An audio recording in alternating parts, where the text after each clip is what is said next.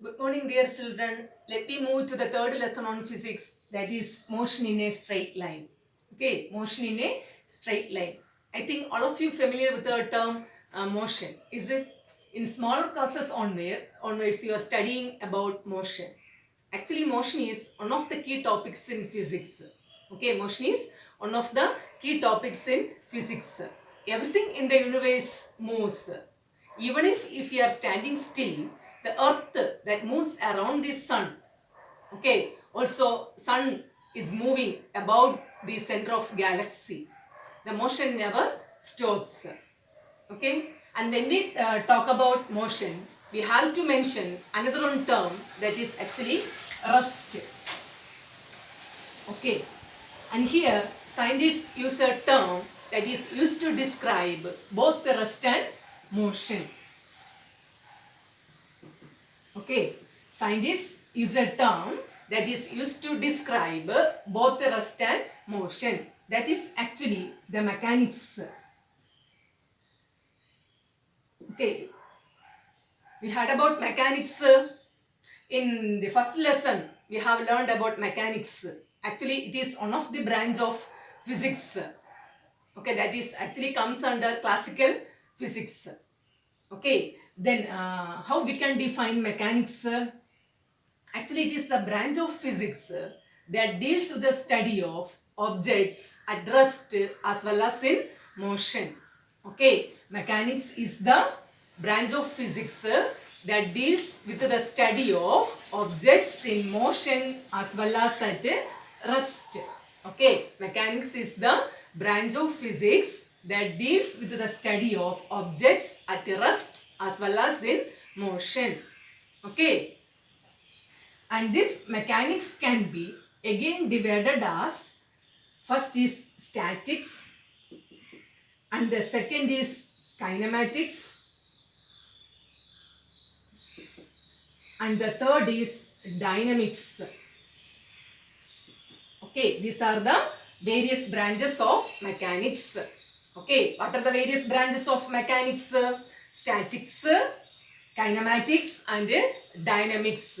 Okay, statics, kinematics and dynamics are the various sub branches of mechanics. Then let's see one by one. First we can consider what is mean by statics. Okay, what is statics? You know what is static means what? You know the meaning of statics? Static. Actually it meant stationary. Okay, stationary. Static means what? Stationary. So actually it deals with the study of objects at rest. Okay, or stationary objects or static objects. Okay, so the statics, actually it is the branch of mechanics which deals with the study of objects at rest. Okay, statics is the branch of mechanics that deals with the study of objects at rest. Okay, that is about statics. The next comes kinematics. Okay, kinematics. See, suppose if we have an object here, this is object, and when we apply a force, this object moves to some distance. Okay, here we have an object. When we apply a force, it moves to some distance. Okay, and here this kinematics actually deals with the study of objects in motion. Okay, and here we are not considering the cause which produces motion. Okay, actually here by the application of force only the object moved. Okay, but here we are not concerned about the force. Okay, we consider only the motion of objects. Okay, and here the kinematics is the branch of mechanics that deals with the study of objects in motion without considering the cause which produces motion. What is the cause of motion? That we does not consider. That is actually the kinematics. Okay, kinematics is the branch of mechanics that deals with the study of objects in motion without considering the cause which produces motion. Okay. The next is the dynamics. The next is the dynamics. Okay. Here we have an object. When we apply a force, the object moves. Here the dynamics actually that deals with the study of objects in motion by considering the cause which produces motion. Okay, what is the cause of motion?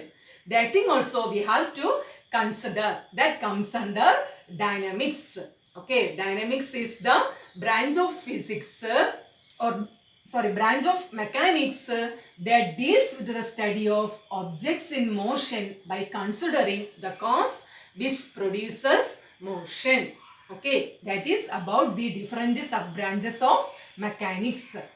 Okay, you know what is mechanics? Mechanics is the branch of physics that deals with the study of objects at rest as well as in motion. Okay, and here the various sub-branches of mechanics are statics, then kinematics and dynamics. Okay, statics that deals with the study of objects at rest. Okay, then kinematics that deals with the study of objects in motion without considering the cause which produces motion. The next comes dynamics. It also deals with the study of objects in motion by considering the cause which produces motion. Okay, by considering the cause which produces motion. Next about rest and motion. Rest and motion. How we can say an object is at rest? Then how we can say an object is in motion? Okay. Suppose here we are considering this board. Actually, which is at rest. How we can say this board is at rest? Actually, this has some position. It does not change its position with respect to this classroom. Actually, this classroom is its surroundings. Okay, with respect to this classroom, this board does not change its position. So we can say this board is at a rest. Okay, so an object is said to be at a rest if it does not change its position with respect to its surroundings by the passage of time.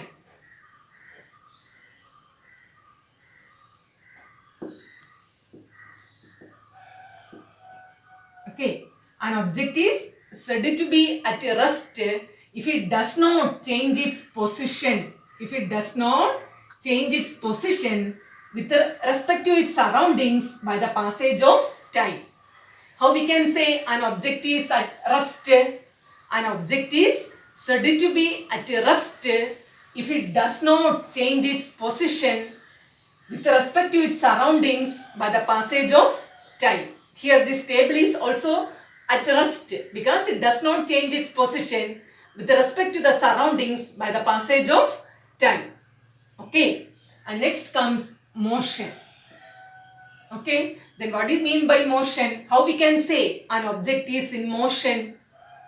Here, an object is said to be in motion. That object changes its position with respect to its surroundings by the passage of time. When we consider moving vehicles, that changes its position by the passage of time or with respect to its surroundings. Or flying of birds can be considered as in motion. Okay, so an object is said to be in motion if it changes its position with respect to its surroundings by the passage of time. Okay, that is about rest and motion. Okay, then how we can define rest and motion? An object is said to be at rest if it does not change its position with respect to its surroundings by the passage of time. Okay, then an object is said to be in motion if it changes its position with respect to its surroundings by the passage of time. Okay, that is about rest and motion. Okay.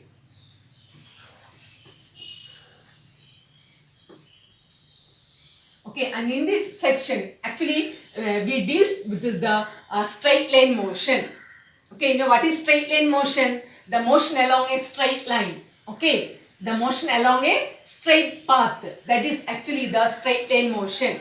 Okay, and there are different types of motion learned in smaller classes based on the method on which the object moves. Okay, do you remember the different types of motion? Okay, first is the straight line motion, and this straight line motion is otherwise called the rectilinear motion. Okay, the straight line motion is otherwise called the rectilinear motion. Then next type of motion is, okay, circular motion, you know about circular motion. Then rotational motion is there. Then oscillatory motion is there. Okay, these are the different types of motion. I think you have already studied in smaller classes. Okay, rectilinear motion, then circular motion, then rotational motion and oscillatory motion. And among the four different types of motion, the straight line motion or the rectilinear motion is the simplest type of motion. Okay, and this can be considered as simple movement. Okay, simple movement. And these are actually and circular motion, rotational motion, actually that comes under complex motion. Okay, that comes under complex motion. Okay, and in our section we deal only with the straight line motion. Okay, and here we are considering the motion along a straight path, and here we are not concerned about the cause which produces motion. Okay, in this chapter we deal only about the straight line motion and we are not concerned with the cause which produces motion. Okay.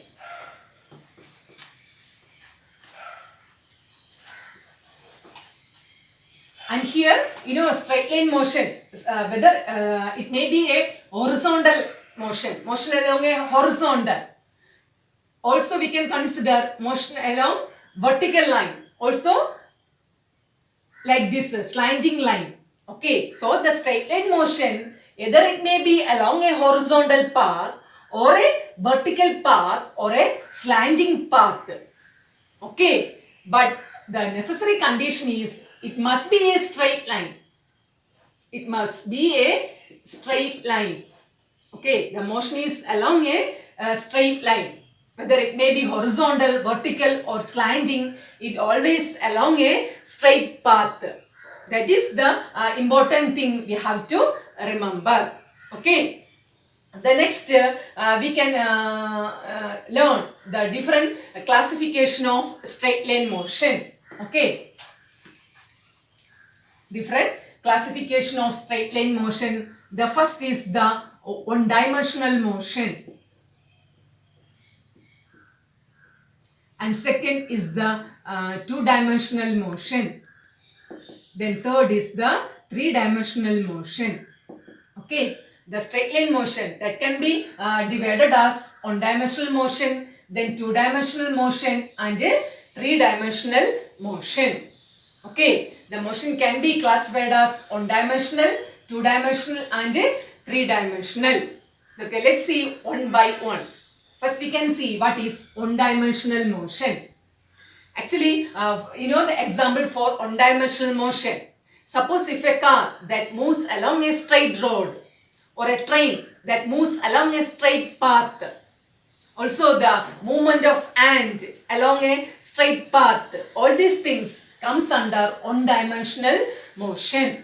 Okay, all these things comes under one-dimensional motion. Then what do you mean by one-dimensional motion? The motion along a straight line. Okay, the motion along a straight path, that is called the one-dimensional motion.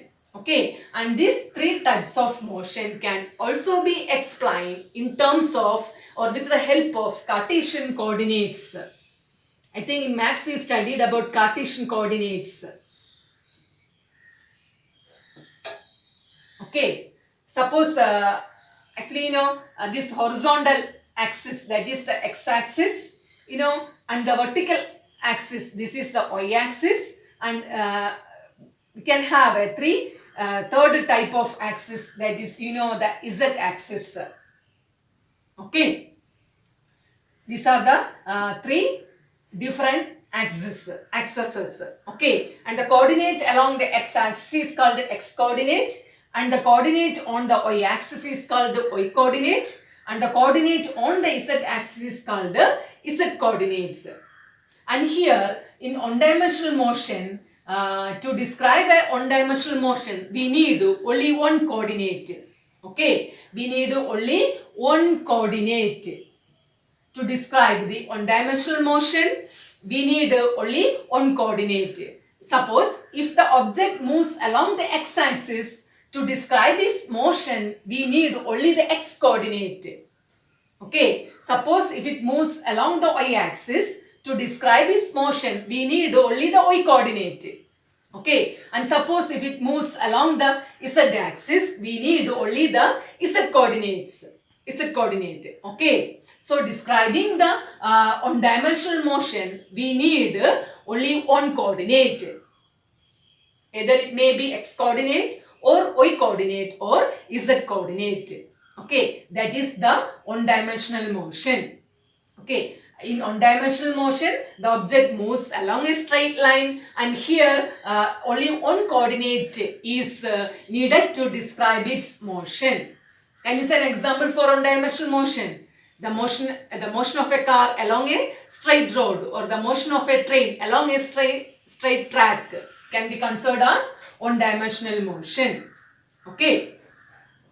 Then next about two-dimensional motion. Here the motion is in a plane. Okay. The motion is in a plane, that can be considered as a two-dimensional motion. Okay. Suppose if an object moves in a plane, suppose if it moves in xy plane, here actually this is the xy plane. If it moves in an xy plane, we have to consider both the x coordinate and the y coordinate. So, to describe the two-dimensional motion, we need two coordinates. Okay, how many coordinates we need? Two coordinates to describe the two-dimensional motion. Suppose here the object moves in the xy plane, we need x coordinate and y coordinate to describe its motion. Suppose if it moves in the yz plane, what are the coordinates we needed to describe its motion? The y coordinate and the z coordinate. Suppose if the object moves in the xz plane, what are the coordinates needed to describe its motion? X coordinate and z coordinates. So, to describe the two-dimensional motion, we need to specify two coordinates. Here the motion of the object is in a plane. Okay, here the motion of the object is in a plane. Suppose a ball that rolls on a ground, this motion can be considered as two-dimensional. Or the motion of a car in a zigzag manner. Okay, like a zigzag manner in a straight path, that can also be considered as two-dimensional motion. Or the movement of planets around the sun, that can also be considered as two-dimensional motion. Okay, so to describe the two-dimensional motion, we need two coordinates. Here the motion can be considered as in a plane. Okay, that is about the two-dimensional motion. The next comes the three-dimensional motion. Okay, and here the three-dimensional motion is motion in space. Okay, the motion in space can be considered as three-dimensional motion. Can you say how many coordinates are needed to specify this three-dimensional motion?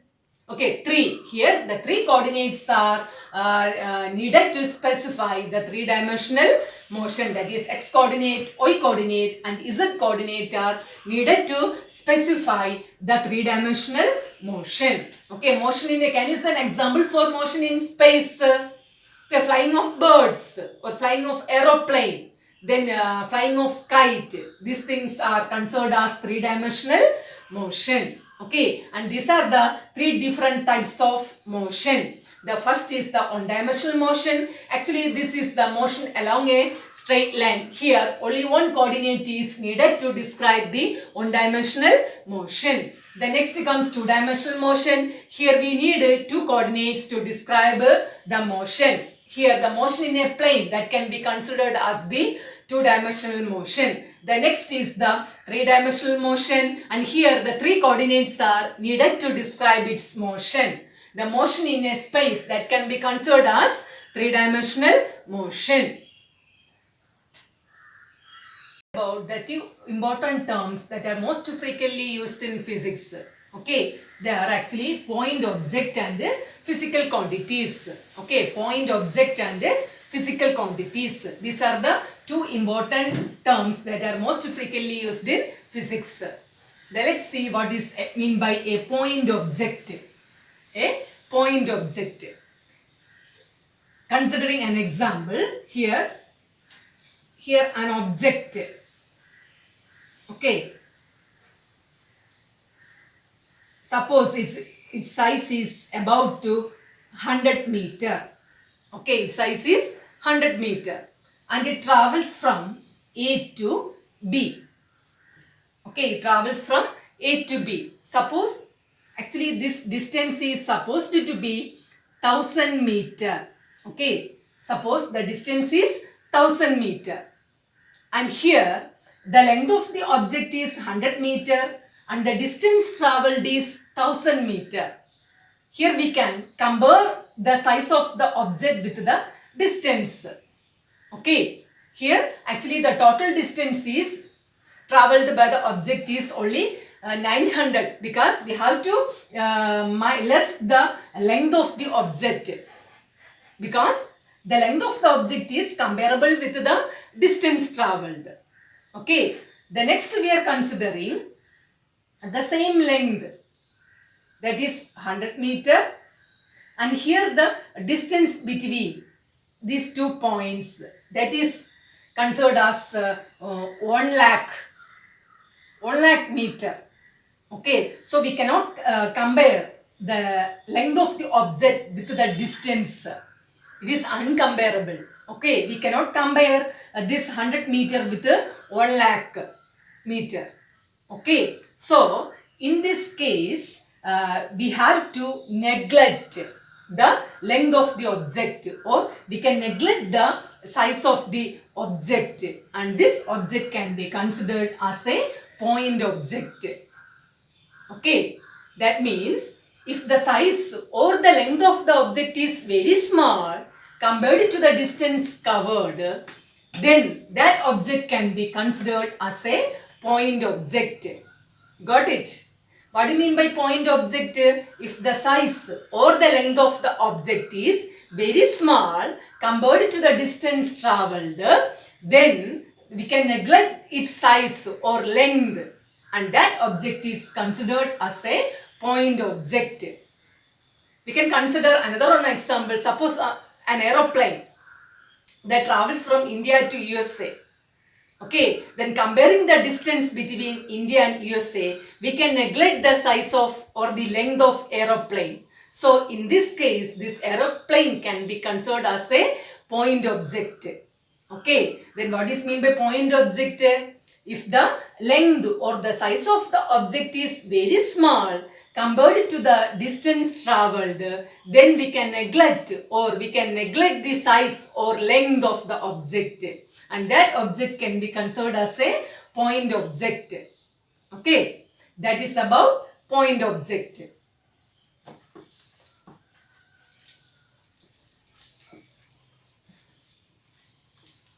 And next about physical quantities. Okay, physical quantities. Okay, actually you are familiar with the term physical quantities. In physics, we are deal with a lot of physical quantities there. Okay, can you say an example for physical quantities? Length. Length is the physical quantity. Then mass. Then time. Okay. Then density. Then volume. Then distance, displacement, velocity. So here a lot of physical quantities are there. Okay, then what is mean by a physical quantity? Then how we can define physical quantity? Physical quantity means, see, suppose this marker pen, you can measure its mass or measure its length. Okay, so any quantity which can be measured directly or indirectly. Okay, any quantity that can be measured directly or indirectly, they are called physical quantity. Okay, but physical quantity means any quantity which can be measured or directly, okay, or indirectly, that is called a physical quantity. Okay, any quantity that can be measured directly or indirectly is called a physical quantity. Okay, what do you mean by physical quantity?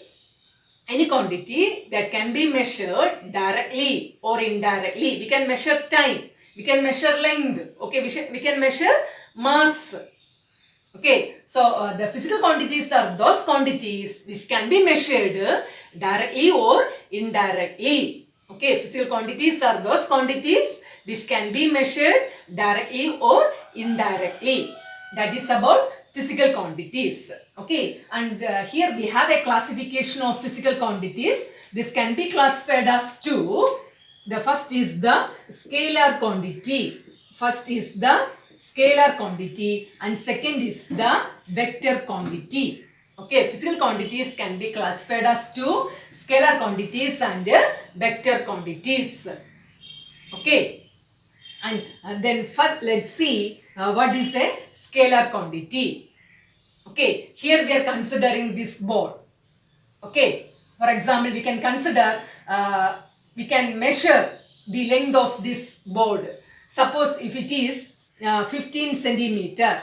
Okay, suppose the length of the board is about to 15 centimeter. And here, actually its length include two parts. Here we have a numerical part and here we have the unit. Okay, that means to describe a physical quantity, we need two parts. Okay, a numerical part and a unit part, measurement part. Okay, and in this, the numerical part, okay, that is 50, that is its magnitude of the physical quantity. Okay, this is called actually the magnitude. Okay, that is in the measurement, the numerical part, that is named as its magnitude. Okay, and in some physical quantities have only the magnitude. They possess only the magnitude. Okay, and such quantities are called scalar quantities. Such quantities are called scalar quantities. Okay, so scalar quantities are those quantities which have magnitude alone. Scalar quantities are those quantities which has magnitude alone. Okay, can you say more examples for scalar quantities? Length is a scalar quantity, then mass, then time, distance, speed, all these things are comes under scalar quantities. Okay, the next come vector quantities. Okay, got it? The next is the vector quantity. Suppose when we consider force, okay, when we consider force, here we have an object here. Okay, we have an object. Suppose if we want to move this object towards right, okay, like this towards right, then we have to apply a force from left to right. Okay, then only this object moves towards right. Suppose we are applying a force of 5 Newton towards right. Towards right. Suppose we are applying a force of 5 Newton towards right. Okay, so the object moves towards right. And here we have to consider this magnitude, that is in 5 Newton. 5 is the numerical value. So this is the magnitude of the force, 5 Newton. And also we have to mention its direction. Okay, that is we have to apply force from left to right. We have to mention the direction also. Okay, so to describe some physical quantities, we need both magnitude and direction. So the physical quantities possess both magnitude and direction. Such quantities are called vector quantities. Okay, So vector quantities are those quantities which possess both magnitude and direction. Or to describe some quantities, we need both magnitude and direction. Such quantities are called the vector quantities. Okay, force is a vector quantity. Then you studied acceleration, then velocity. These are displacement. These are actually the vector quantities. Okay, so the physical quantities are generally classified as scalar quantities and vector quantities. Scalar quantities, what do you mean by scalar quantities? Scalar quantities are those quantities which possess magnitude alone. Okay, then what are vector quantities? Vector quantities are those quantities which possess both magnitude and direction. Okay, that is about various physical quantities and their classification. Okay, is it clear for you? Okay, that is about the various physical quantities. Okay, and their classification, that is scalar and vector. Okay, and next class we will discuss about various physical quantities such as distance, displacement, speed, then velocity, acceleration, etc. Okay, then we can recall what are the things we have learned today. Okay, first we learned about mechanics. Actually, what is meant by mechanics? Actually, it is the branch of physics that deals with the study of objects in rest as well as in motion. The next classification of mechanics. Mechanics, what are the sub branches of mechanics? That is statics, then dynamics and kinematics. Then what is statics? It deals with the study of objects at rest. Okay, then what is kinematics? It deals with the study of objects in motion without considering the cause which produces motion. And next come dynamics, which also deals with the study of objects in motion by considering the cause which produces motion. Okay, then different types of motion, one-dimensional motion, then two-dimensional motion and three-dimensional motion. Then what is one-dimensional motion? Here the motion of an object is along a straight line. Okay, here we need only one coordinate to describe its motion. Then what is two-dimensional motion? Here the motion is in a plane. Okay, here two coordinates are needed to describe its motion.